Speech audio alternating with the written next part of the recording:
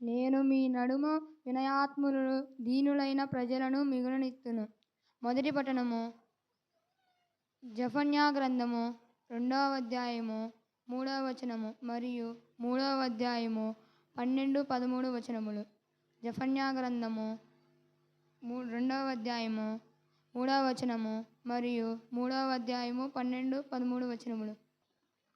లోకముచే బలహీనులుగా భావింపబడి వారిని ఆయన ఎన్నిక చేసుకొనెను. పునీత పౌలు గారు కొరింథీయులకు రాసిన మొదటి లేఖ 1వ అధ్యాయము 26వ వచనం నుండి 31వ వచనం వరకు. పునీత పౌలు గారు కొరింథీయులకు రాసిన మొదటి లేఖ 1వ అధ్యాయము 26వ వచనం నుండి 31వ వచనం వరకు. ప్రభువు మీతో ఉందురుగాక. మీ ఆత్మతో ఉండునుగాక. పునీత మత్తయి గారు వ్రాసిన సువిశేషములోని భాగము. ప్రభువా మీకు మహిమ కలుగునుగాక. మత్తయి శుభవార్త 5వ అధ్యాయము 1వ వచనము నుంచి 12వ వచనము వరకు.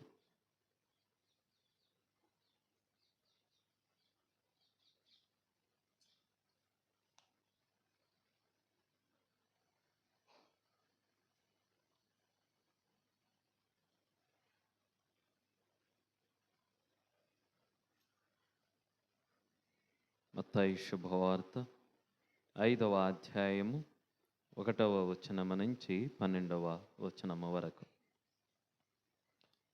యేసు ఆ జనసమూహములను చూచి పర్వతమును ఎక్కి కూర్చుండెను. శిష్యులు ఆయన చుట్టూ చేరిరి. యేసు ఈ రీతిగా ఉపదేశింప ఆరంభించెను. దీనాత్ములు ధన్యులు, దేవరాజ్యము వారిది. శోకార్తులు ధన్యులు, వారు ఓదార్పబడుదురు. వినమ్రులు ధన్యులు, వారు భూమికి వారసులగుదురు. నీతి నిమిత్తము ఆకలి దప్పులు గలవారు ధన్యులు, వారు సంతృప్తి పరపబడుదురు. దయామయులు ధన్యులు, వారు దయను పొందుదురు. నిర్మల హృదయులు ధన్యులు, వారు దేవుని దర్శింతురు. శాంతి స్థాపకులు ధన్యులు, వారు దేవుని కుమారులు అనబడుదురు. ధర్మార్థము హింసితులు ధన్యులు, దేవరాజ్యము వారిది. నా నిమిత్తము ప్రజలు మిమ్ము అవమానించినప్పుడు, హింసించినప్పుడు, నిందారోపణ గావించినప్పుడు మీరు ధన్యులు. మీకు ముందు వెలసిన ప్రవక్తలను సైతము ప్రజలట్లే హింసించిరి. పరలోకములో మీకు గొప్ప బహుమానము గలదు. కావున మీరు ఆనందపడుడు, మహానందపడుడు. ఇది క్రీస్తు సువిశేషము. క్రీస్తువా మీకు స్తుతి కలుగునుగాక. Praise the Lord. Praise the Lord. Praise the Lord. Praise the Lord. Praise the Lord. Praise the lord.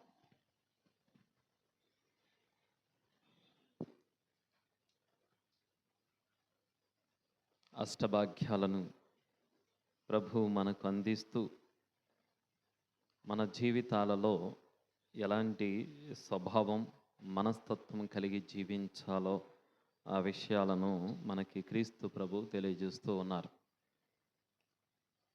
అష్టైశ్వర్యాలు అని మనం అంటూ ఉంటాం. అష్టైశ్వర్యాలు అని అన్నప్పుడు ఆ అష్టైశ్వర్యాలు అంటే మీకు అందరికీ తెలిసి మీరు అష్టైశ్వర్యాలతో భగవంతుడిని ఆశీర్వదించాలని అంటూ ఉంటారు కదా. అష్టైశ్వర్యాలు అంటే ఏంటి ఆ అష్టైశ్వర్యాలు?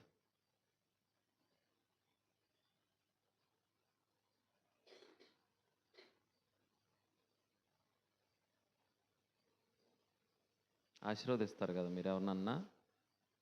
అష్టైశ్వర్యాలతో దేవుడు నిన్ను ఏంటి ఆ అష్టైశ్వర్యాలు?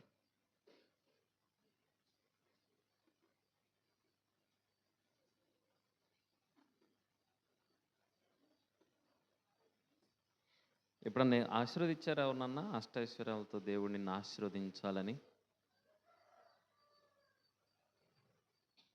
లేదా? ఇక్కడ నుంచి చెప్పమండి ఆ మాట, ఎందుకంటే మీకు తెలియదు కాబట్టి చెప్పకూడదు. అష్టైశ్వర్యాలతో దేవుడు నిన్ను ఆశీర్వదించాలి అని అన్నప్పుడు ఒకటి అష్టైశ్వర్యాల్లో ధనం ఒకటి ఉంటుంది. ఓకేనా? అందరికీ అర్థమయ్యేది సంపదలే. దేవుడు నిన్ను అష్టైశ్వర్యాలతో అంటే ఎన్నో సంపదలతో దేవుడు నిన్ను ఆశీర్వదించాలని అనుకుంటాం, అంతేకాని ఇంక మిగిలిన ఆలోచించాం. అష్టైశ్వర్యాల్లో ధనము ఒకటి, రెండోది ఆరోగ్యం, 3 బంగారం, అంటే పక్కనే సౌండ్లు చేస్తున్నారు బంగారం అని, జ్ఞానం. ఓకే, ధనము, ఆరోగ్యం, జ్ఞానం. 4వది ధైర్యంగా జీవించాలి, ఎవరి మీద లోబడకుండా ధైర్యంగా జీవించేటటువంటిది. తర్వాత కీర్తి అనగా మంచి పేరు. ఓకేనా? మంచి పేరుతో దేవుడిని ఆశీర్వదించాలని కోరుకుంటారు. అష్టైశ్వర్యాల్లో ఇంకొకటి సంతానం, మంచి పిల్లల్ని భగవంతుడు నీకు ప్రసాదించాలనేది ఇంకొకటి. తర్వాత శాంతి, మనశ్శాంతి, ఏది మనకు కరువు అయిపోద్దో అది. తర్వాత చివరిలో భక్తి. కానీ వీటన్నిటికంటే ధనం ముందుంది. నేను చెప్పినప్పుడు ధనం ముందుంది. అన్నిటికంటే ముందు ఉండాల్సింది ఏంటి? భక్తి ముందు ఉండాలి. ఆ తర్వాత మిగిలినవన్నీ కూడా దాని వెంటే వస్తాయి. భక్తిగా ఉన్నటువంటి వ్యక్తి ఖచ్చితంగా మిగిలినటువంటి ఆ లక్షణాలన్నింటినీ పెంపొందించుకుంటాడు, మిగిలినటువంటి లక్షణాలన్నింటినీ అలవర్చుకుంటాడు, నేర్చుకుంటాడు, కనీసం వాటిని పెంపొందించుకోవడానికి ప్రయత్నం అన్నా చేస్తాడు. అష్టైశ్వర్యాల్లో కొన్ని లక్షణాలను, ఇప్పుడు అష్టభాగ్యాలను కూడా క్రీస్తు ప్రభు మనకు బోధిస్తూ ఉన్నాడు. ఈ అష్టభాగ్యాలలో కొన్ని మనిషికి మధ్య బంధాన్ని దృఢపరచడానికి వివరిస్తున్నాడు. కొన్ని ఏమో ఈ లోకంలో నీకుండేటటువంటి స్వభావాన్ని బట్టే నీ బంధం భగవంతునితో దృఢపడుతూ ఉంటుందని చెప్తూ ఉన్నాడు. ఓకేనా? అర్థమైందా? ఈ అష్టభాగ్యాల్లో కొన్ని మనిషికి మధ్య బంధాన్ని ఏ విధంగా ఏర్పాటు చేసుకోవాలో చెబుతూ ఉన్నాడు. రెండవది, ఈ లోకంలో ఉండేటటువంటి మనిషి యొక్క స్వభావాన్ని బట్టి దేవుని యొక్క అనుగ్రహము లేదా దేవునితో సంబంధము, దేవునితో సత్సంబంధం అనేది ఏర్పడద్దు.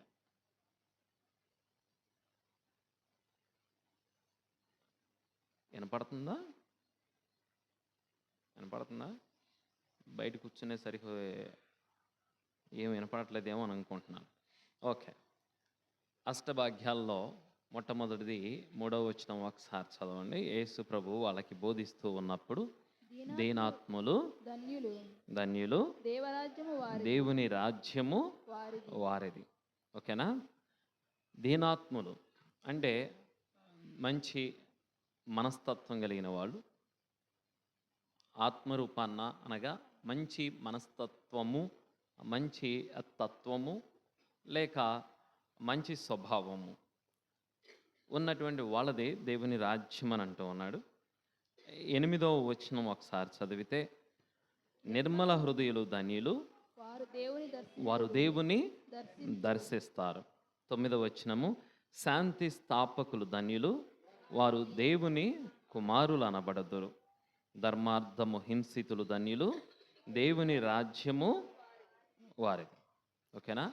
ఈ 4 అష్టభాగ్యాలు ఏవైతే ఇప్పుడు నేను చదివానో, 3వది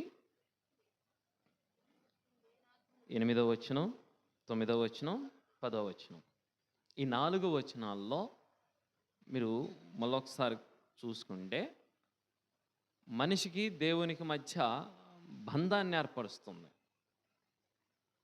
ఓకేనా? ఆ 4 వచనాలు, ఆ 4 అష్టభాగ్యాల్లో 4 భాగ్యాలు ఏవైతే ఉన్నాయో అవి భగవంతుని యొక్క రాజ్యానికి అర్హుని చేస్తుంది, దేవుని యొక్క వారసత్వానికి మనల్ని అర్హుని చేస్తుంది, లేక దేవుని దర్శించేటటువంటి అవకాశాన్ని కల్పిస్తుంది. మళ్ళొకసారి మీరు ఆ వాక్యాలను చూసుకుంటే మీకు అర్థమవుతుంది. ఎప్పుడు నేను దేవుణ్ణి దర్శించగలుగుతాను, ఎప్పుడు నేను దేవుని రాజ్యాన్ని చేరుకోగలుగుతాను, ఎప్పుడు నేను దేవుని యొక్క కుమారుణ్ణి అవ్వగలుగుతాను అని అంటే దానికి ఆ వాక్యాలే మనకు సమాధానం ఇస్తున్నాయి. దీనాత్ములు ధన్యులు, దేవుని రాజ్యము వాళ్ళది.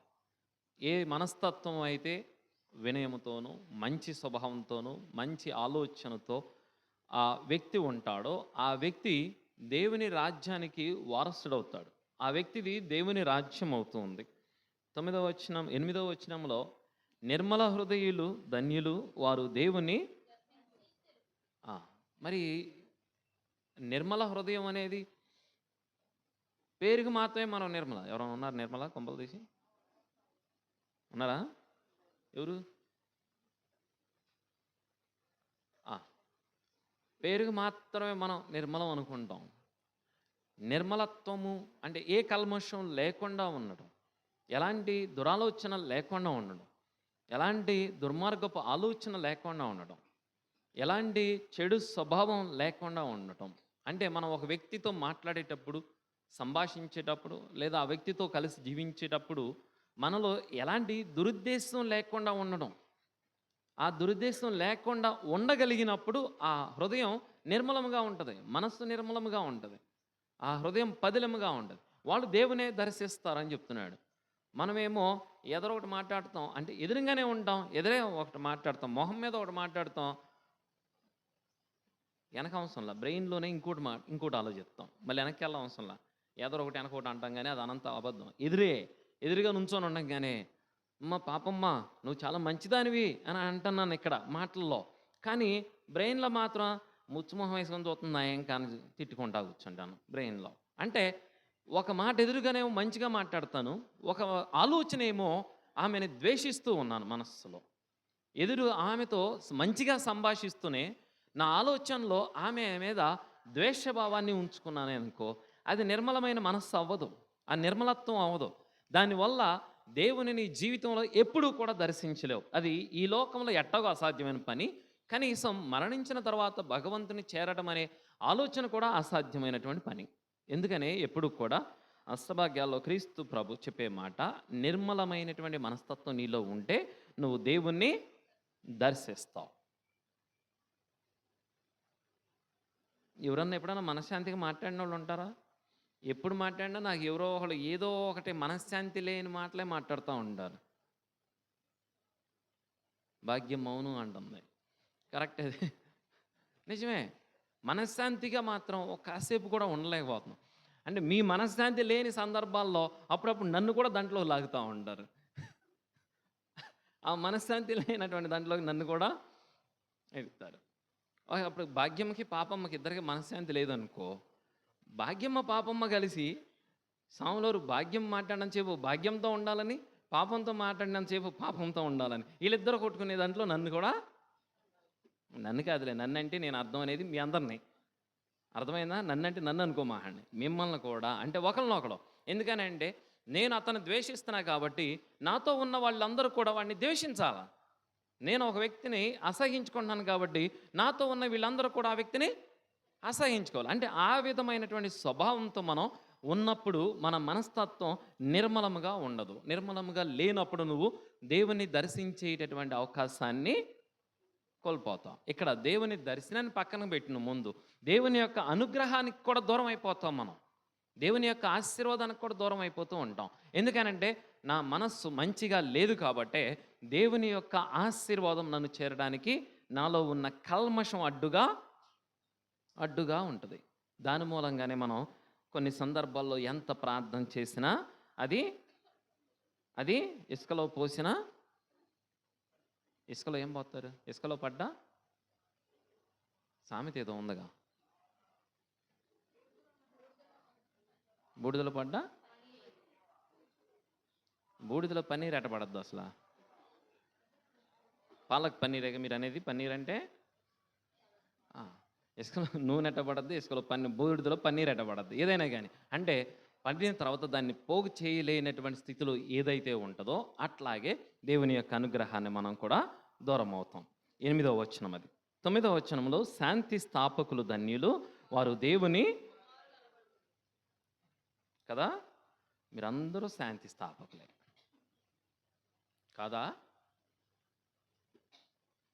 కాదా? చెప్పండి, కాదా అవునా? అవునా కాదా? మీరందరూ క్రీస్తు ప్రభు అనుచరులే కదా, క్రీస్తు ప్రభుని వెంబడించే వాళ్ళే కదా, క్రీస్తు సందేశానుసారం జీవించడానికి ప్రయత్నం చేసేటటువంటి వ్యక్తులే కదా మీరంతా. మరి అప్పుడు మీరందరూ శాంతి స్థాపకులే కదా, దేవుని కుమారులే కదా, అవునా కదా? అవునని గట్టిగా చెప్పండి. అవును, శాంతి స్థాపకులే. మీరంతా శాంతి స్థాపకులే. ఒక గొడవ రావాలి, మీలో శాంతమూర్తి ఎక్కడికి వెళ్ళిపోతాడో తెలుస్తాడు. ఒక చిన్న గొడవ రావాలి, ఆ శాంతమూర్తి ఎంత ప్రజ్వలిస్తూ బయటకు వస్తాడో తెలుస్తుంది. ఉద్రేకంతో, ఎంత ఉద్రేకంతోనో కనీసం 100 డిగ్రీల టెంపరేచర్లో వచ్చేటటువంటి సూర్యుడు కూడా కనుమరుగైపోతాడు మనలో ఉన్న శాంతమూర్తికి కదా. అది క్రీస్తు ప్రభుని వెంబడించేటటువంటి మనలో దాగి ఉండే ఆ శాంతమూర్తి ఎక్కడికి పోతాడో ఏమో, ఆ సమయంలో మాత్రం బయటికి రాడు. అందుకని ఇక్కడ క్రీస్తు ప్రభు ఆయన వారసత్వాన్ని, క్రీస్తు ప్రభు యొక్క వారసత్వాన్ని, దేవుని యొక్క వారసత్వాన్ని, దేవుని రాజ్యానికి వారసం అవ్వాలా, లేక దేవుని యొక్క అనుగ్రహాన్ని పొందేటటువంటి భాగ్యం పొందాలా, లేక దేవుని యొక్క వారసత్వాన్ని మనం పొందాలా. పరలోకములో క్రీస్తు ప్రభు జ్ఞానస్నానం తీసుకునే సమయంలో ఆ పరలోకము నుంచి తండ్రి యొక్క స్వరం వినపడద్దు, ఈయన నా ప్రియమైన కుమారుడని. అంటే ఆయన శాంతి స్థాపకుడు కాబట్టి, ఆయన స్థాపించబోయేది శాంతి సామ్రాజ్యం కాబట్టి, క్రీస్తు ప్రభు నిర్మించబోయేటటువంటి సామ్రాజ్యం శాంతి సామ్రాజ్యం కాబట్టి, పరలోకమున ఉన్న తండ్రి ఆయన్ని నా ప్రియ కుమారుడు అని చెప్పి వారసత్వాన్ని అక్కడ ఇస్తూ ఉన్నాడు. మన వారసత్వం ఏంటి? మరి మన వారసత్వం ఏంటి? క్రీస్తుని వెంబడిస్తూ ఆయన వారసత్వంలో భాగస్థులం అవుతానక, ఆయన కుమారులు అనిపించుకోవడానిక, లేదా దేవుని బిడ్డలు మనం అనిపించుకోవడానిక, లేదా ముఖస్థుతి కోసం మనం ఎప్పుడు వచ్చేటటువంటి క్రైస్తవులుగా చెప్పుకోవడం మాత్రమేనా? మేము క్రీస్తుని అనుసరిస్తాం. ఎందులో అనుసరిస్తాం అంటే ఆయన వాక్యాన్ని చేతిలో మోసుకుంటా వెళ్తాం, మరి తల్లి జపమాలని మెళ్ళలో వేసుకొని తిరుగుతాం. ఇదినే మనం చేసేది. ఇది క్రైస్తవత్వం. ఈ క్రైస్తవత్వం అయితే వారసత్వం కాదు. ఈ క్రైస్తవత్వాన్ని భగవంతుడు వారసత్వంగా స్వీకరించట్లేదు. ఏ వ్యక్తిని వారసుడిగా, ఏ వ్యక్తిని దేవుని కుమారుడిగా స్వీకరిస్తున్నాడంటే, ఏ వ్యక్తి అయితే దేవుని యొక్క మాట ప్రకారం శాంతి స్థాపన చేస్తాడో, అనగా శాంతి సమాధానాలతో నిలబడడానికి ఏ వ్యక్తి అయితే ప్రయత్నం చేస్తాడో ఆ వ్యక్తి నిజముగా క్రీస్తు యొక్క లేదా దేవుని యొక్క కుమారులు అనబడదురు. కుదిరితే ఇంకొక పెట్రోల్ పోసొస్తాం కానీ మనం శాంతి స్థాపన చేసేవాళ్ళం మనం.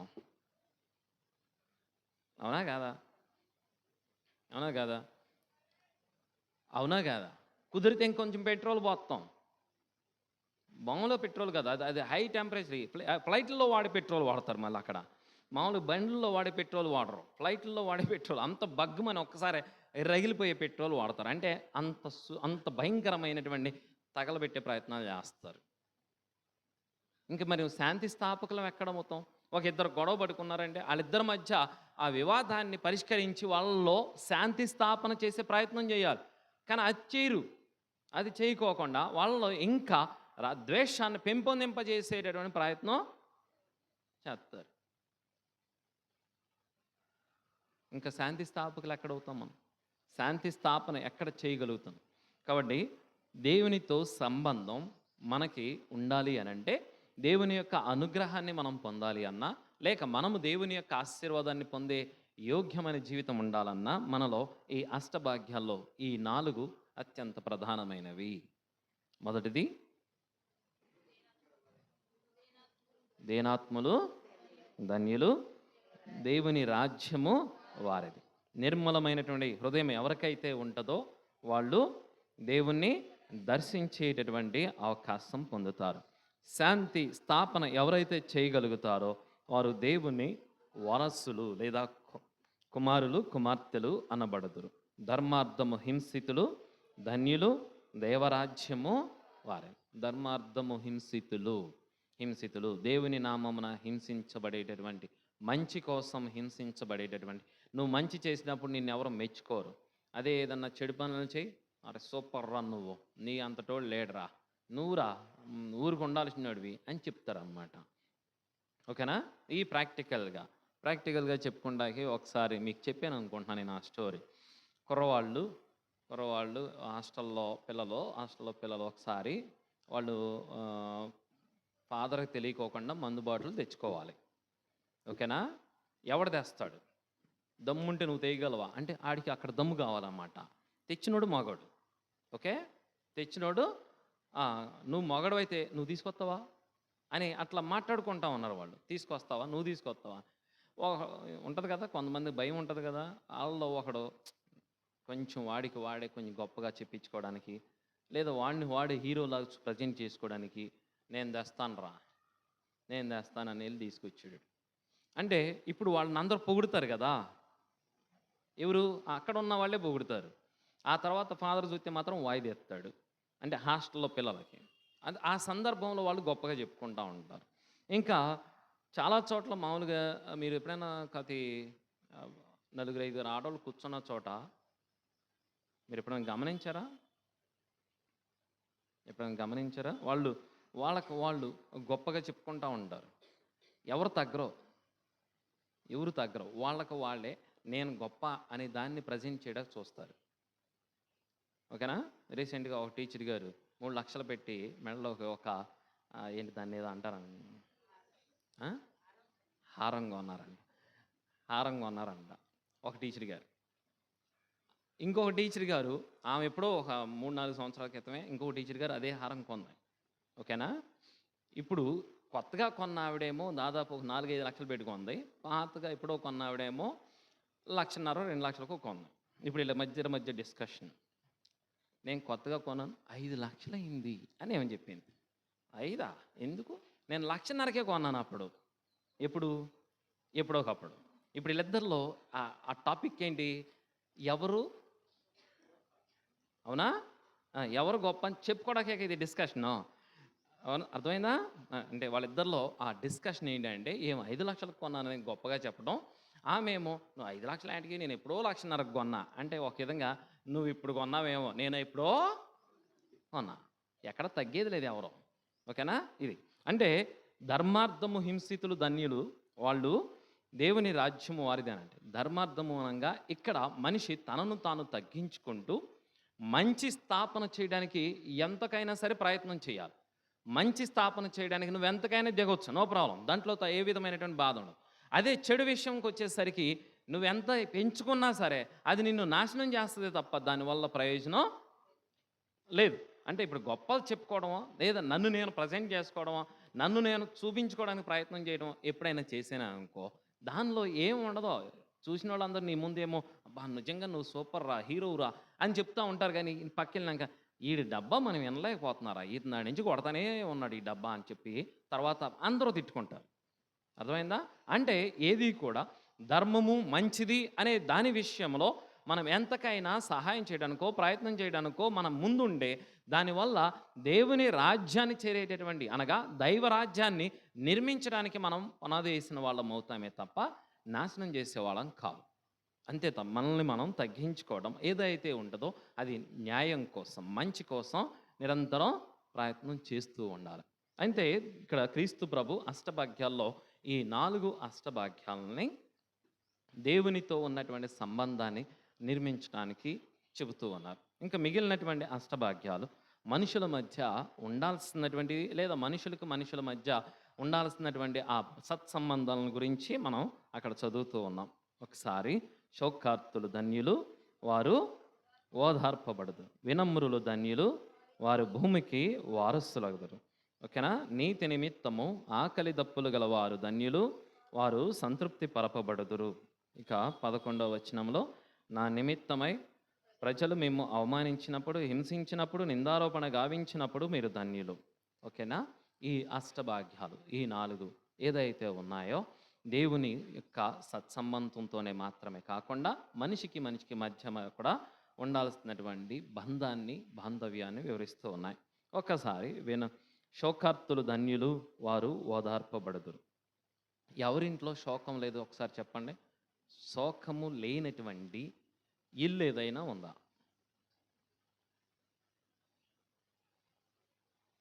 కష్టములు, అనారోగ్యము, ఆర్థిక ఇబ్బందులు, అనారోగ్యము, లేదా పంట పోవటము, చేసిన పనికి సరైన ఫలితం రాకపోవటము, ఇవన్నీ ఎటు నడిపిస్తాయి?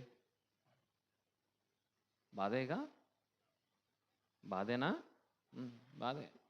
ఈ శోకార్తులు ధన్యులు అంటే అక్కడ భగవంతుడు ఏడవద్దని చెప్పట్లా మేము.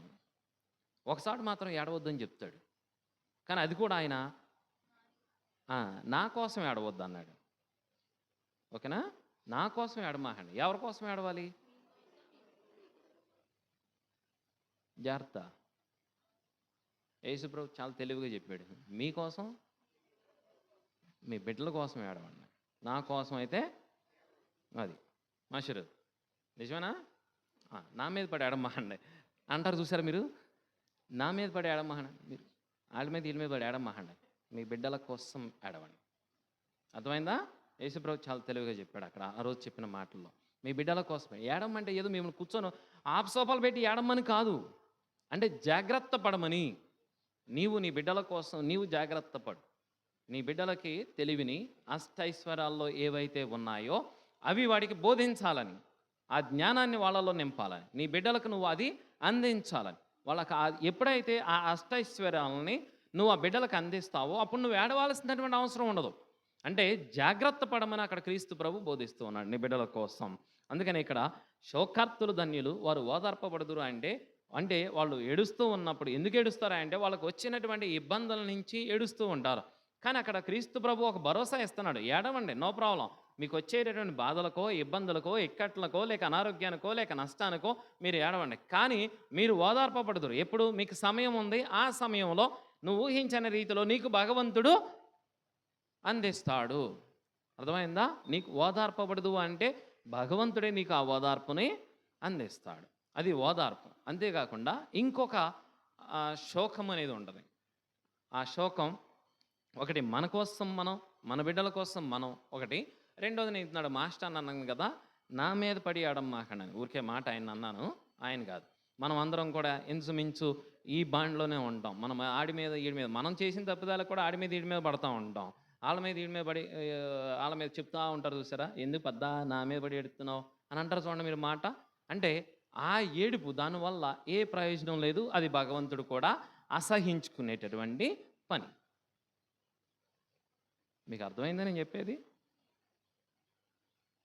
ఏడవటంలో రెండు రకాలు ఉన్నాయి.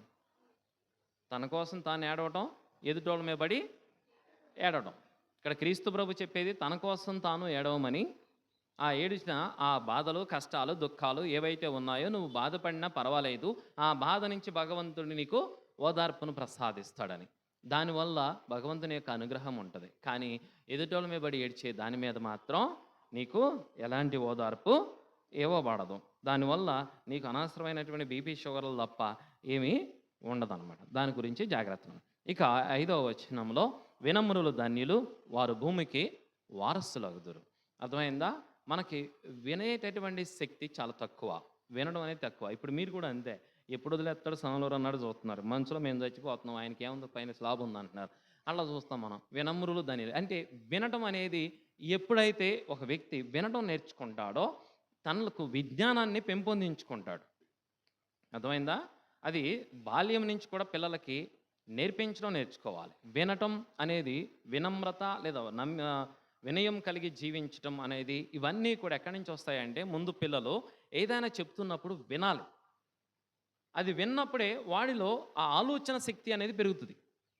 ఆలోచన శక్తి పెరిగేది ఎప్పుడంటే మనిషి వినటం నేర్చుకున్న తర్వాతే. కానీ వినేదానికంటే వాగే వాళ్ళే ఎక్కువ. వీళ్ళు చాలామంది ఉన్నారు. వాళ్ళు వినడం కంటే వాగే వాళ్ళే ఎక్కువ. అంటే కంటిన్యూస్గా మాట్లాడుతూనే ఉంటారు, అసలు స్టాప్ ఉండదు అనమాట. స్టాప్ ఉండదు. 100 మందిలోనైనా సరే మనం మాట్లాడుతూనే ఉంటారు. వాళ్ళు పద్దాక వాగే వాళ్ళని మీరేమంటారు? ఈ ఒక్క మాటతో సరిపెడతారు మీరు? చెప్పారు, ఒక మాట చెప్పారు. వసపెట్ట, వాగుడుగాయ్, ఓటు డబ్బా. మీరు వాడే మాటలు ఇవే కదా, కంటిన్యూస్గా మాట్లాడుతూనే ఉంటారు. కొంతమందిని ఆ మాటల్లో వాగుడుగాయ్, వాళ్ళకి విజ్ఞానం ఉండదు, జ్ఞానం ఉండదు. దాని మూలంగా వీళ్ళు వాగే కొద్దీ వాళ్ళల్లో ఉన్న అజ్ఞానం బయటపడతా ఉంటుంది. వాళ్ళల్లో అజ్ఞానం బయటకు వస్తూ ఉంటుంది. ఏ వ్యక్తి అయితే వినటం నేర్చుకుంటాడో వినమ్రతను నేర్చుకుంటాడు.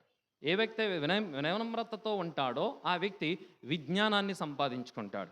అష్టైశ్వర్యాల్లో జ్ఞానము అనేది 3వ అంశం కదా. అష్టభాగ్యాల్లో భగవంతుడి వినమ్రులు ధన్యులు అని చెప్తున్నాడు చూసారా, ఆ విజ్ఞానం అనేది అక్కడే వస్తుంది.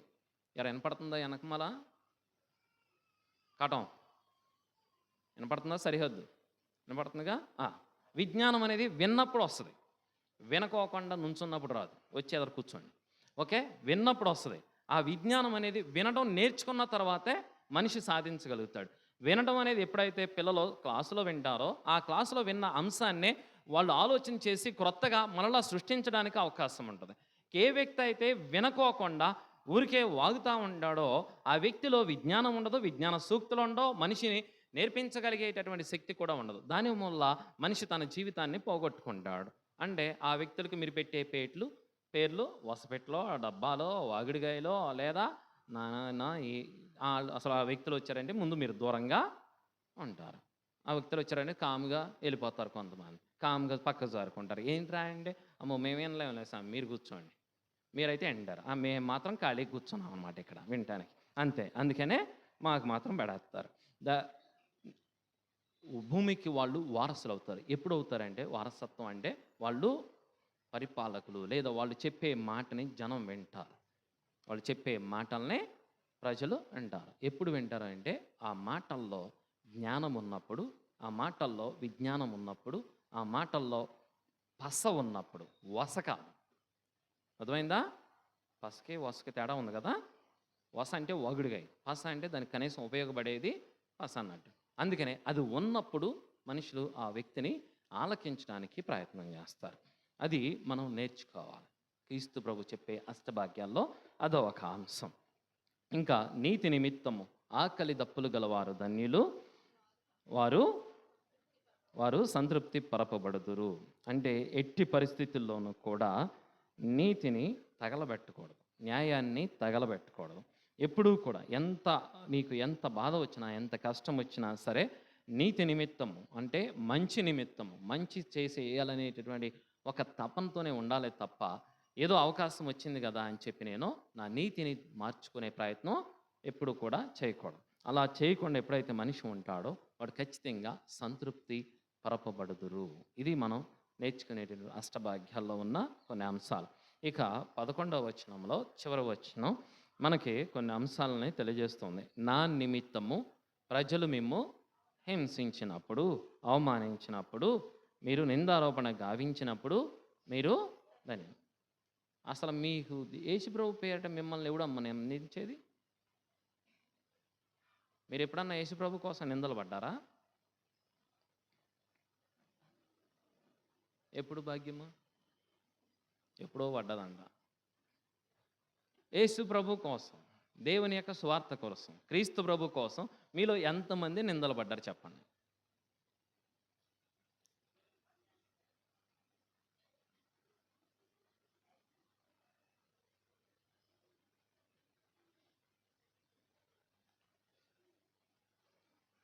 లేదు. ఓకే, ఇప్పుడున్న ట్రెండ్లో అయితే కొంతమంది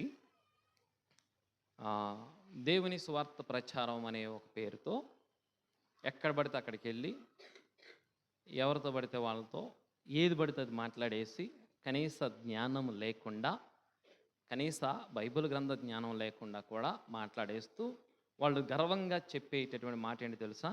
నేను దేవుని యొక్క సువార్త చేస్తున్నాను, నన్ను వాళ్ళు హింసిస్తున్నారు, నేను దేవుని కోసం ఇది చేస్తున్నా అని చెప్తున్నారు. యాక్చువల్గా అది నిజం కాదు, అది తప్పు. క్రీస్తు ప్రభు ఆయన సందేశాన్ని నీ జీవిత విధానం ద్వారా ప్రకటించు, అంతే. నువ్వు బైబిల్ పట్టుకొని రోడ్లన్నీ తిరగాల్సిన అవసరంలా, అవన్నీ తిరగాల్సిన అవసరంలా. నువ్వు వాళ్ళకి వీళ్ళకి వెళ్ళి 10 పని కొట్టి నువ్వు గుచ్చి చెప్పవసరంలా.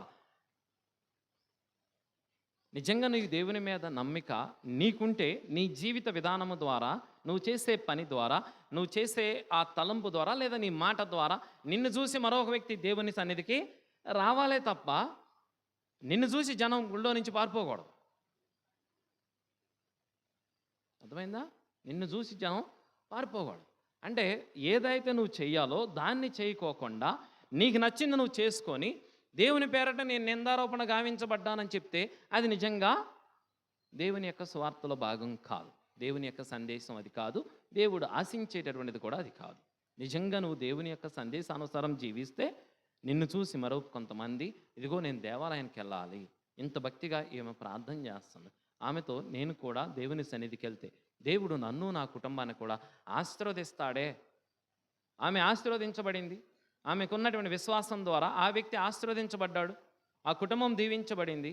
ఆ కుటుంబం చూసి నేను కూడా వెళితే నా కుటుంబం ఆశీర్వదించబడద్దే అనే భావంతో దేవుని యొక్క సన్నిధిలోకి రావాలే తప్ప నువ్వు వేరే యాంగిల్లో ప్రచారం చేసినా అది దేవుని యొక్క సందేశం కాదు. కాబట్టి అష్టభాగ్యాల్లో ఈ 4 అష్టభాగ్యాలు మనిషికి మధ్య సంబంధాన్ని, మనుషుల మధ్య ఉండాల్సినటువంటి బంధాన్ని క్రీస్తు ప్రభు బోధిస్తూ ఉన్నాడు. ఎప్పుడైతే ఈ అష్టభాగ్యాలు మనిషికి బంధం ఎప్పుడైతే దృఢపడద్దో అప్పుడే నిన్ను దేవుని యొక్క రాజ్యానికి వారసుని కానీ దేవుని రాజ్యానికి అర్హుని కానీ చేసేటటువంటి అష్టభాగ్యాల్లో పాత్రను చేస్తుంది. కాబట్టి అష్టైశ్వర్యాలు ఏవైతే ఉన్నాయో ఆ అష్టైశ్వర్యాలు ఈ అష్టభాగ్యాల్లో నుంచే నీకు దేవుని యొక్క ఆశీర్వాదం అందించబడద్దు. అష్టైశ్వర్యాలు మనకు తెలియదు, అష్టభాగ్యాలు మనకు తెలియదు. పూజ అయిపోతే ఇంటికి వెళ్ళిపోతాం. ఓకేనా? గుర్తుపెట్టుకోండి, అష్టభాగ్యాలు అష్టైశ్వర్యాలు ఇంటికి వెళ్ళాక మళ్ళీ చూసుకోండి వీడియోలో ఏవైతే ఉన్నాయో ఆ అష్టభాగ్యాలు అష్టైశ్వర్యాలలో నిన్ను నీవు ఇమిడ్చుకుంటున్నావా లేక నిన్ను నీవు దూరం చేసుకుంటూ ఉన్నావా? మన జీవిత విధానం దేవునికి ఎప్పుడైతే అంటిపెట్టుకుని ఉంటుందో లేక ఆ అష్టభాగ్యాల్లో మనం నివసించడానికి జీవించడానికి ప్రయత్నం చేస్తామో మనకి అష్టైశ్వర్యాలు ఆ అష్టభాగ్యాలతోనే మనల్ని వెంబడిస్తూ వస్తాయి. దాంతోపాటు ఆ చివరి వచనంలో 12వ వచనము క్రీస్తు ప్రభు చెప్పే ఒక మాట, మీకు ముందు వెలసిన ప్రవక్తలను సైతం ప్రజలట్లే హింసించిరి, పరలోకములో మీకు గొప్ప బహుమానం కలదు, కావున మీరు ఆనందపడు మహానందపడు అని చెప్పి అక్కడ దేవుని యొక్క ఆనందాన్ని, శాశ్వతమైనటువంటి ఆనందాన్ని క్రీస్తు ప్రభు అక్కడ బోధిస్తూ ఉన్నాడు. ఇక పౌలు గారు రాసినటువంటి కొరింథీయులకు రాసినటువంటి లేఖలో మనం చదివే ఒక మాట, గొప్పలు చెప్పదలిచిన వాడు ప్రభువు చేసిన దానిని గురించి, అర్థమైందా? ప్రభువు చేసిన దానిని గురించి గొప్పలు చెప్పాలి. వినపడుతుందా నేను చెప్పేది? దేవుడు చేసిన దాని గురించే గొప్పలు చెప్పాలి. అదేదో నేను ఎరగదీసి పగలదీసేస్తున్నట్టుగా మా సౌండ్ వచ్చాక ఈ క్యాంపస్ అంతా డెవలప్ అయిపోయిందండి. ఏంది చేసేది? నేను కాదు చేసేది. ఎవరు చేసేది? అది మీరు. అర్థమైందా? ఈ క్యాంపస్ అంతా ఇంతగా వెళ్తుందంటే అది మీరు చేసేది. మీరు వచ్చి నన్ను ములక చెట్టు ఎక్కితే మాత్రం ఎక్కను. ఓకేనా? మీరు అనుకో మహండి ఎక్కేస్తానని, ఎట్టి పరిస్థితుల్లోనే ఎక్కను. అది చేసేదంతా జనం. మీలో కొంతమందికి భగవంతుడిచ్చినటువంటి ఆశీర్వాదానికి, దేవుడిచ్చిన అనుగ్రహానికి మీరు ముందుకు వచ్చి స్వామి ఇది చేద్దాం అని చెప్పి మీరు ఇచ్చేటటువంటి దేవుడిచ్చినటువంటి, దేవుడు నాకు ఇచ్చినటువంటి, దేవుడు నాకు ప్రసాదించిన దానిలో నేను భగవంతుని కొంత ఇస్తున్నాను అంటున్నారు చూడండి. ఆ మాట మనిషి నుంచి రావాలి. అది మీ నోటి నుంచి వచ్చి అలా కొంతమంది ఇచ్చినటువంటి దాని మూలంగానే ఆ కార్యము జరుగుతుంది. అంతే తప్ప నేను కాదు. అర్థమవుతుందా మీకు చెప్పేది? గొప్పలు చెప్పాలనుకున్నప్పుడు ఎవరి గురించి చెప్పాలి? ఇప్పుడు ఎవరి గురించి చెప్పాలి గొప్పలో? ఎవరి గురించి చెప్పాలి గొప్పలో? దేవుడు చేసినటువంటి మేలుల గురించి గొప్పలు చెప్పాలి. అర్థమైందా? దేవుడు చేసిన మేలుల గురించి గొప్పలు చెప్పాలి. అంతే తప్ప నేను చేశాను, నాది నాకు ఉంది, నేనే సంపాదించాను, నేను కష్టపడి సంపాదించాను, నాకెంత ఆస్తుందని నువ్వు చెప్పుకున్నావు అనుకో, దాన్ని ఒక్క రోజులోనే భగవంతుడు రే ఈ నైట్కే తీసుకెళ్ళిపోతాను అన్నాడు అనుకో. ఉందిగా బైబిల్లోనే, గుర్తుందా వాక్యం? నా ఆత్మమా తినము తాగుము సుఖించము, కావలసినవన్నీ కూడా గొడ్డంగల్లో దాచుకున్నాను అనుకుంటాడు. ఈ నైట్కే ఎత్తుకెళ్ళిపోతాను రా బాబు నిన్ను అన్నాడు. ఏముంటుంది అప్పుడు? బూడిదే, ఏముండదు. కానీ ఏ వ్యక్తి అయితే నిజంగా భగవంతుడు నాకు ఇచ్చాడు, నేను భగవంతునికి తిరిగి ఇస్తున్నాను, అది నిజంగా దేవుణ్ణి పొగడటం, దేవుణ్ణి పొగిడేటటువంటి స్వభావం. భగవంతుడు చేసిన మేలులకే పొగడాలే తప్ప నిన్ను నువ్వు పొగడుకోమాక, లేదా నీ గురించి నువ్వు గొప్పలు చెప్పకు. గొప్పలు చెప్పదలిచిన వాడు దేవుడు చేసిన మేలులను గురించి గొప్పలు చెప్పాలి. అందుకనంటే రాజులు పరిపాలకులు అందరూ కూడా మట్టిలో కలిసిపోయారు. మహా అయితే బాడీలో ఉన్న పార్ట్స్ అన్నీ మట్టిలో కలిసిపోవడానికి 60 రోజులు టైం చాలు. ఓకేనా? 60 రోజుల్లో మొత్తం అన్నీ కూడా మన శరీరంలో ఉన్న అవయవాలన్నీ కూడా మట్టిలోకి వెళ్ళిపోతాయి. ఒక ఎంట్రుకలు ఎముకలు తప్ప. ఎంట్రుకలు ఎముకలు గోళ్ళు, ఈ మూడే మిగులుతాయి. కావాలంటే 60 రోజుల తర్వాత అవి తీసుకోండి. అవి తప్ప ఇంకేం మిగలవు. అర్థమైందా? కాబట్టి మనం గొప్పలు చెప్పాలనుకున్నప్పుడు మన జీవితానంతరం కూడా దేవుని యొక్క స్మరణే ఉండాలి.